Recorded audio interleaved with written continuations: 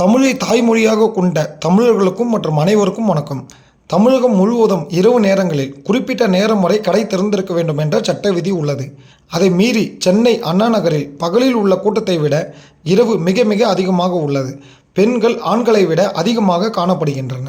மேலும் நள்ளிரவு 2 மணி அளவில் பெண்கள் கையசைத்து செய்ய சொல்வது தமிழக கலாச்சாரத்தை கேள்விக்குறியாக்கி வருகிறது. நன்றி, வணக்கம். அரசியல் ஊற்றம் செய்திக்காக உங்கள் வெங்கடேசன்.